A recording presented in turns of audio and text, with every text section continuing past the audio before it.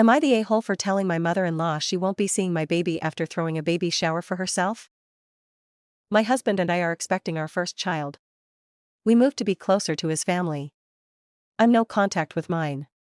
My mother-in-law has been referring to the baby as her baby this entire time. She will say things like, "I can't wait for my baby to be born. My baby is going to be so loved." This rubs me the wrong way for reasons I cannot explain, but my husband tells me to ignore her. My mother-in-law wanted to throw me a baby shower and invite her friends. She said they made an agreement a long time ago that they would celebrate each other's kids' weddings and births. My husband and I eloped and declined a reception for her friends since we don't know them. My mother-in-law told me that I owed it to her to let her throw the baby shower since I hurt her friends' feelings by not having wedding reception. I asked if I could invite my friends, and she said no, that this was for her friends, and that if my friends wanted to throw me a shower they could. I reluctantly agreed. My husband and I spent hours on our registry, and my mother-in-law asked for it so she could share with her friends. She said she forwarded the registry on. She asked me what design I wanted on my cake and cookies. I told her flowers, because I am decorating the nursery in a garden theme. At the shower they provided me with a mother-to-be sash and my mother-in-law a granny-to-be sash to wear. I noticed that the theme of the shower was circus animals.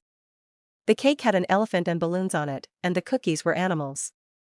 At first I thought that maybe the floral theme was just too difficult, so I rolled with it until it was time to open presents. Every present was some sort of circus animal. Onesies, blankets, toys, nothing on my registry. I was a little confused and even went so far to check my registry to make sure I hadn't goofed up and changed everything. I thanked everyone for their gifts and tried to sound as gracious as possible, but I was so confused. My husband, who is a little less tactful than I am, showed up at the end of the shower and noticed the theme right away. He goes, "What's up with all the circus animals?" He looks at the presents and says, "This isn't what we asked for." Then he looked at his mom and goes, "MOM. What did you do?" She smiled and said, "I didn't like the theme you chose for my baby. I'm going to decorate my baby's nursery at my house with circus animals, so I created a registry for myself." My husband said, "You did what?" She says, "My baby is going to need a room at my house, so I threw a shower for myself." I lost my composure and told her that she would not see my baby and to stop calling the baby hers. And my husband told his mom that she's delusional if she thinks we're going to allow this. She started crying and said we are just withholding her baby from her.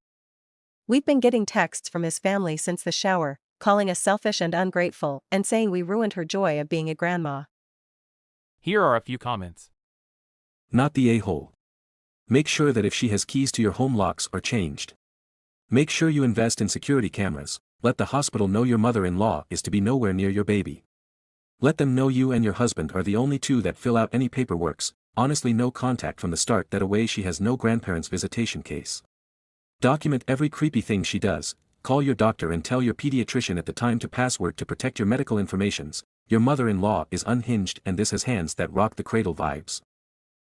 Also, make sure daycare has a picture of her for the no pickup list, and I agree. This is either going to end in attempted baby snatching or bunny boiling. Reading the poster's story gave me the willies. That's a horror movie treatment if I ever read one. Not the a-hole. Seriously, OP, take the above advice and precautions seriously and implement them. I could definitely see this being a psychological horror film. Picture it, woman gets married and gets pregnant shortly after. Her life is like a Hallmark movie. Sure, her mother-in-law lives with them, which is weird considering she has tons of children to take care of, but surely that has a natural explanation, right? Then the plot twist is that the son finds women, has children with them, just so his mother can have a huge cult-like family, and they kill the actual mothers shortly after the birth. Next story. Am I the a-hole for preemptively striking against splitting the bill at a group dinner? Title says it all, but here's the story. I was invited to a group dinner and decided to go. I usually decline because two couples in this group are freeloaders and the split the check type. They order expensive items on the menu, appetizers and cocktails, while I get a moderately priced dish and a Coke. I was told they wouldn't be there this time, and that's why I decided to go. Well, they were there. I didn't bother asking what the story was, because it didn't matter. I knew what was gonna happen come check time. So I excused myself, went to flag down my server and asked if he would please separate my bill from the others. He agreed. When time came to pay the bill, I handed the server my credit card and paid my bill. I tipped 25%. The freeloaders went, "Oh, I thought we were splitting like we always do." To which I said, "Oh, well, you're bad." But this prompted 2 other people in the group to ask for separate checks too, which the server happily did. After I paid, I told everyone good night and went on my way. The next day I got a text from another person in the group, 9 total. The 2 freeloading couples and 5 solos, that I was an a-hole for doing that. They do normally split the bill, as it gives everyone a chance to have a nice meal they couldn't otherwise afford. And it also makes splitting the 20% group gratuity easier. I told her I would not be guilty to staying within my means and not paying for moochers. Then I said the only reason why I came was because I thought the mooch couples wouldn't be there because they've been doing this for years. Still, I'm being accused of disrupting the group vibe. Did I? I would think not, because of the 2 that also asked for separate bills. Update: I forwarded the text to the 2 people who also asked for separate bills. They both were upset by the text and reassured me that I was not the a-hole. They said they too were growing tired of the moochers and wish they stood up for themselves sooner. Then one of them said that the group vibe was disrupted when I first stopped coming. Everyone knew why, so it made the mooching the elephant in the room, and is bad for not addressing it out of his need to go along to get along. The other agreed, and then they both said they missed having me there. That made me feel so good. The 3 of us then reached out to the solo member who didn't ask for a separate check. This person is also the organizer. The first thing she did was apologize to me for poor communication. She admitted they changed their minds about not coming in plenty of time to inform me, but she really wanted me to come. She realized she should have when she saw the look on my face. She said she was tired of the mooching too, but was too much of a coward to say something, which only fueled their "we always do it this way" ammo. She then filled us in on what happened after we left. Turns out the other 2 separate bills left shortly after I did. Everyone ended up getting separate checks, which made the 2 mooch couples angry. They justified their mooching the same way the chick in the text did. They have expenses we don't, and would it kill us to help them have a little joy? Yeah. Not happening, buddy. The 4 of us are going to start having a new group dinner at a different restaurant. Here are a few comments. Not the a-hole. I'm sorry, I always assumed we were getting together to socialize as friends, not subsidize meals for other people that cost more than what I have budgeted for myself. If that is the group vibe, then I hereby opt out of the group. The fact that others followed your lead in requesting separate checks shows you are not the only person who feels this way. They were just looking for someone else to be brave enough to do it first. If I were you, I would contact those 2 and start a new Dutch dinner group. Cheapskates, we had a group that had 2 mooching couples who always want to split. Well, it was decided the next time we went out we would split the bill. I ordered a $140 steak, $30 bacon wrapped shrimp, and 2 doubles and a single of a scotch that was $70 a pop. The mooching couples ordered about $100 each. My 2 friends ordered about $50 each. The moochers were visibly upset when the check came, going so far as to ask me if the whiskey was worth it. The next time we went out the waitress asked me what I wanted to drink. Normally water, no ice. I looked the moochers dead in the eyes. Are we thinking of going Dutch again? They sheepishly said we should do our own checks. In that case I'll just have some water with no ice. Your friend that made that comment just doesn't understand basic math. If everyone orders $20 worth of food, then everyone will pay $20 plus tip. The only reason this people can have a nice meal that they otherwise couldn't afford is if someone orders less, and then subsidizes others' meals.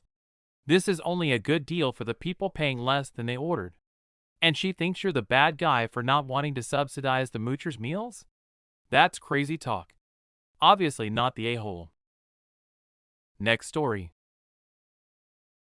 Am I the a-hole for refusing to lend my brother money after he squandered his inheritance? Here's the deal. I refused to lend my brother money after he blew through his entire inheritance in less than a year. Am I the a-hole here? I'm the more, let's say, financially responsible one in the family. I've always been about budgets, savings, and the whole 9 yards. My brother, on the other hand, lives for the moment. When our grandfather passed away, He left us both a significant amount of money. I used mine to pay off my mortgage and invested the rest for retirement. My brother? He went on a wild spending spree, luxury vacations, a sports car, you name it.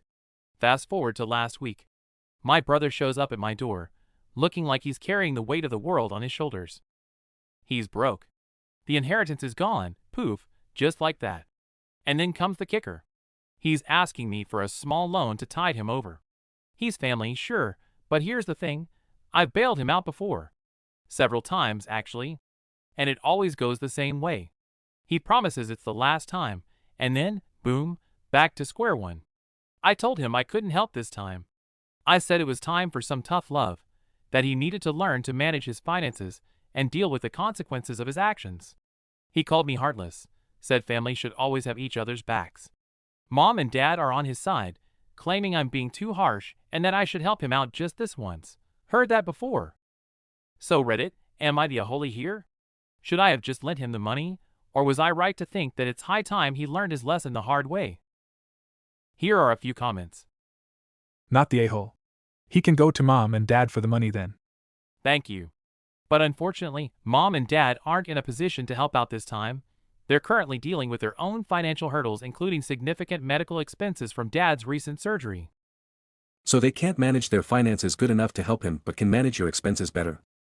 Yeah, hard pass to lending him money and listening to your parents. Not the a-hole. Not the a-hole.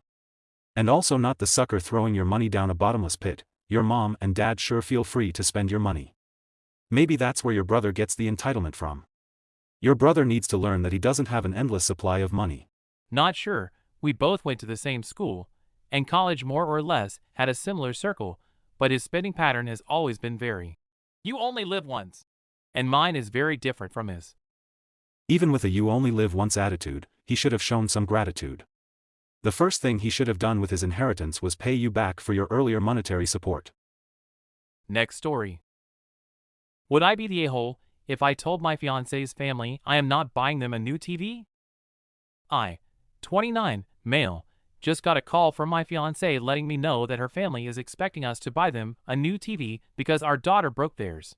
Our daughter was over at their house instead of daycare at their request.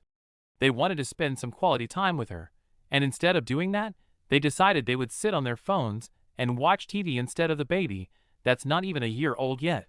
So my daughter is playing with these cords, and we get a video of her not 5 minutes before the TV falls playing with these cords. We got the video too late to make a difference, but her family's excuse was that she didn't realize what she was playing with. She tugged the cords enough that the TV fell from where it was and busted it enough so that it's basically useless. So would I be the a-hole if I told them to pound sand because the only reason the TV fell was because they weren't watching her, and that they were lucky it didn't fall on her? I don't feel like I should be responsible for someone else's negligence. My daughter goes to daycare during working hours. My fiancé's family were watching her at their request instead of her being in daycare. They are not the primary childcare. Edit. I would like everyone to know that I am rips hit my child was almost hurt, and then later found she stuck her hand in a fan that had the guard taken off. She is okay. I will be ripping my sister-in-law a new a-hole. A lot of people commented that I seemed okay with it, and I'm not. I just didn't want to go off half-cocked. I appreciate all of your advice and ideas for how to handle the situation. My sister-in-law will be on a short leash for a long time when it comes to my daughter. Here are a few comments. So, what you're saying is, your in-laws endangered the life of your ex-month-old baby by allowing her to play with electrical cords, which then caused their TV to fall and break. How close was she to being squashed under the TV? I'd be livid. Only supervised visitation from now on if at all, not the a-hole. Not the a-hole, but please have them anchor the replacement TV, and any other furniture, before she goes back over there. I'm so glad that the only thing broken was the TV. This could have easily been fatal for your daughter. I'd be livid about them endangering her. And take this opportunity to verify that your own furniture is anchored as well. Kid in my town was seriously injured and now has a lifelong brain injury as a result of a TV falling off a wall onto them. Don't let your in-laws watch the kid again without you or your spouse there. Poster. They put the kid in danger and don't even recognize how bad it could have been. And this is it for today. Don't forget to like and subscribe. See you soon.